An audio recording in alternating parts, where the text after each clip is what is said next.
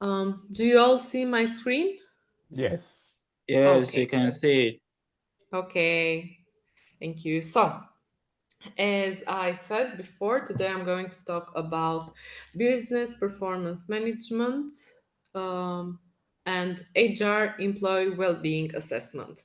So I'm going to talk about how the employee well-being assessment is actually developing the performance management of a business. What is the relationship between these two things?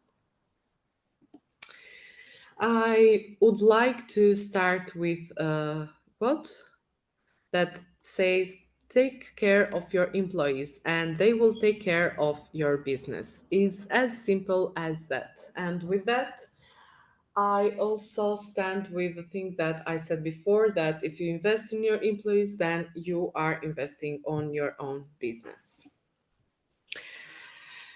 Let's start. How assessments or how well-being assessments or other like assessments that HR department can use in the hiring process can actually influence employee well-being and business performance.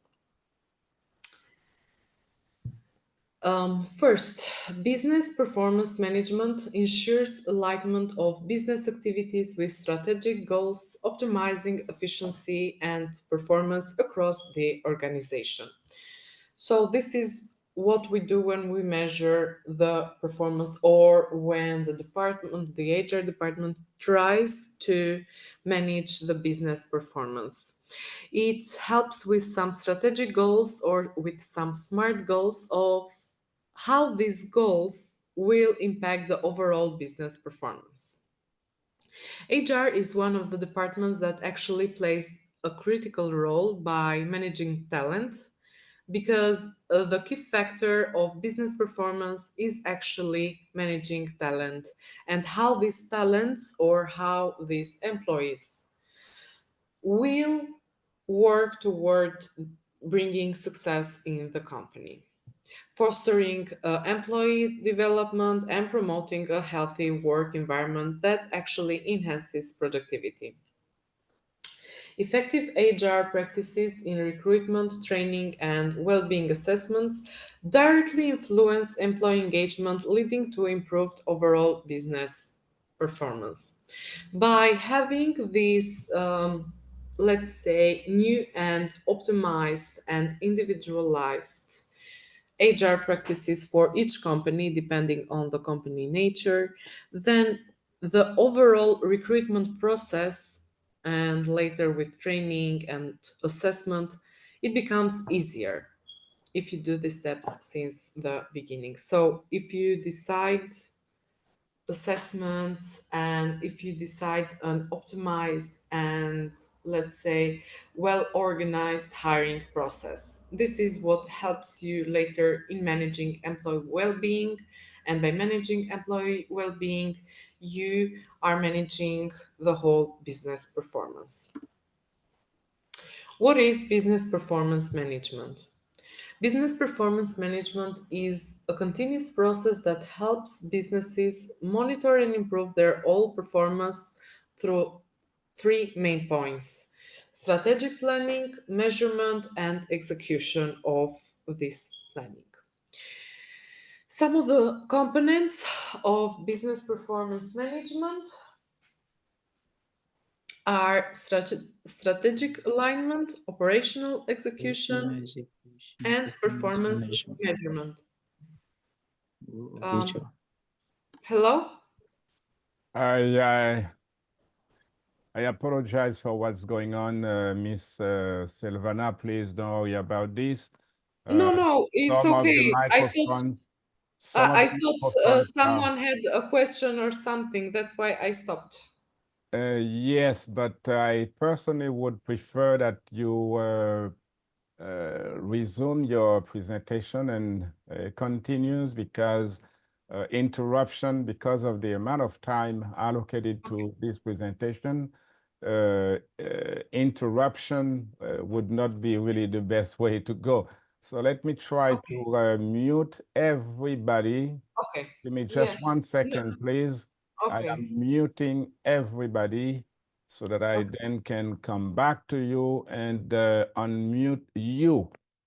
Uh, let's see if this is working well as I Okay, I, planned. I unmuted myself only. Wonderful. Okay, Okay, we got it. okay, Thank you very much. okay. So you all hear me and see the presentation, okay? So, All right. okay. Okay, so, and what is the role of HR into the business performance management? The role of HR in business performance management, because HR has quite some roles in the company, but depending or related to the business performance management, the role of HR is to ensure that the alignment of employee performance and well-being is related with the business goals. So, the employee performance and the employee well-being is actually going in the same line with the business goals, and or let's say with the strategic and smart goals that they have for the company or for the business. um, what is the HR influence on business performance management? A productive and satisfied workforce drives business performance. And how do we get a productive and satisfied workforce? By the role of HR. How can the HR actually have this so productive and satisfied workforce? It starts since the recruitment and retentions process. Having an optimized recruitment process depending on the needs of the company. Later on, we have the employee training and development. So after we have choose this workforce, after we have choose these employees that want and are motivated to work into our business, then we're going to invest on them by training and development and by having well-being and work environment management. So we don't only want the employees to give to us, but we also need to give to the employees. It's like a share and care thing or relationship. So, in order, if you are investing on them, you are investing in yourself also. If they are investing their time and their knowledge to you, they are investing not only in you, but also in their, let's say, achievements and performance, etc. What is well being in the workplace? The physical, emotional, and psychological health of the employees, it's what defines the well being in the workplace. How does the well being in the workplace actually is linked to the performance management? Studies actually show that happier, healthier employees are more productive, engaged, and loyal. And this is something true because, as I said before, is a share and care relationship from both parts. And if an employee is seeing that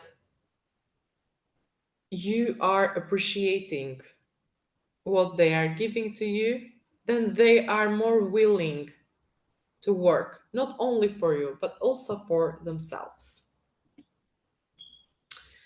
What are some key metrics of well-being, or how can we, what can we focus when we think of well-being? First, in job satisfaction. So how satisfied are the employees? How is this job satisfying them in order of, let's say, payment, in order of money, in order of work environment, in order of HR practices, in order of policies, etc. Stress levels, physical and mental health, and work and life balance.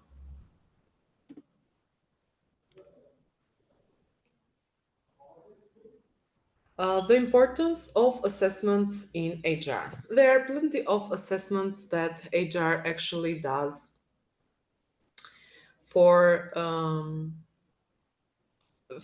having in the company, because they need to focus on these key metrics like work and life balance, physical and mental health, stress levels, and job satisfaction.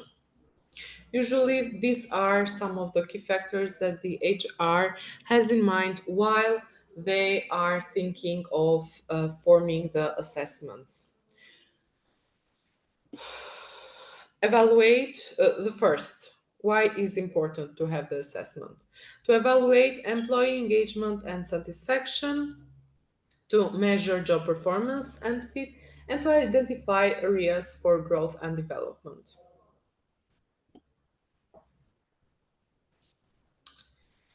Types of assessment. Here you have some types of assessment, and if some of you may later want some examples for it, we can make another lecture or the other time where I show you some samples or examples of each of these, and that will be very helpful also for you, and I can explain in the other lecture each of them on how you can use them, how you can develop one, how you can structure one.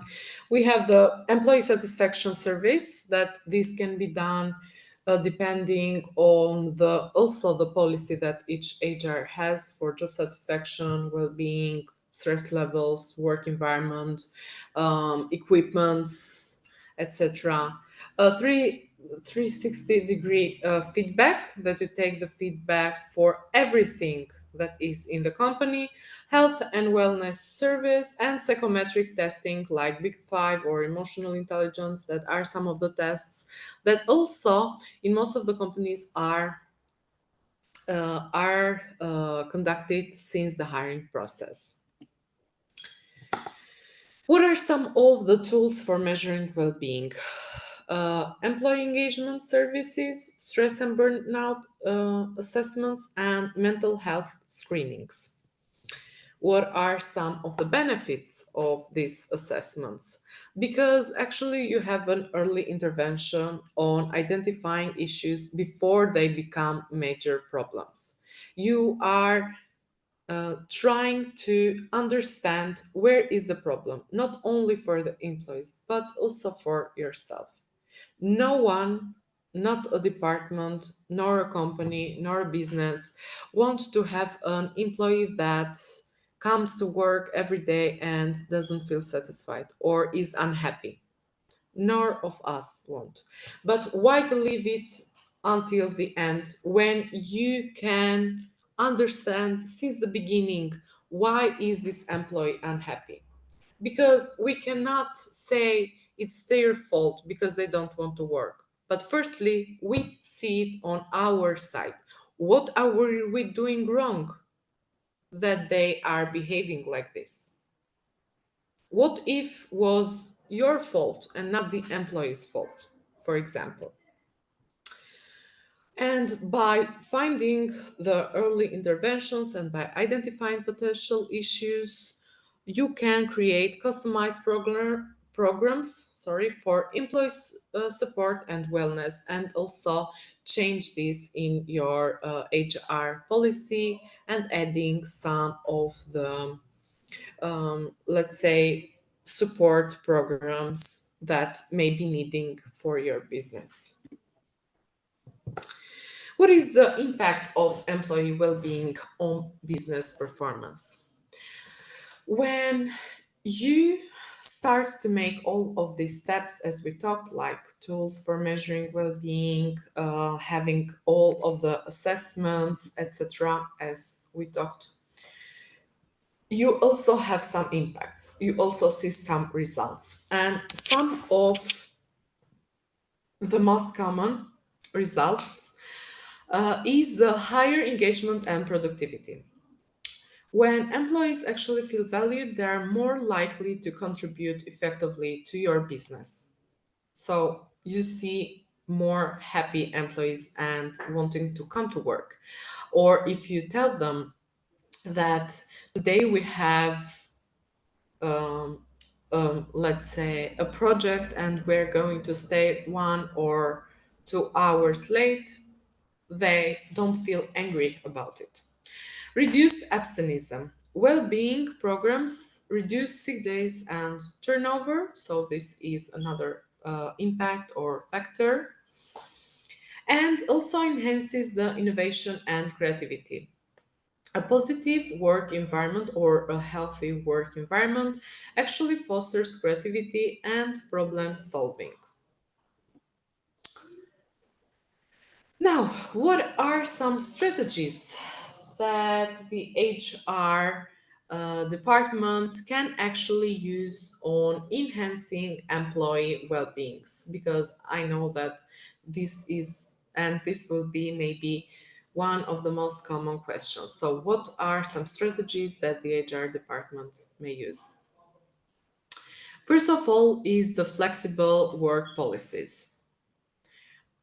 Some of you depending, but please always keep in mind before changing your policies the mission and the vision of your business, as well as the objectives and the strategic planning and thinking.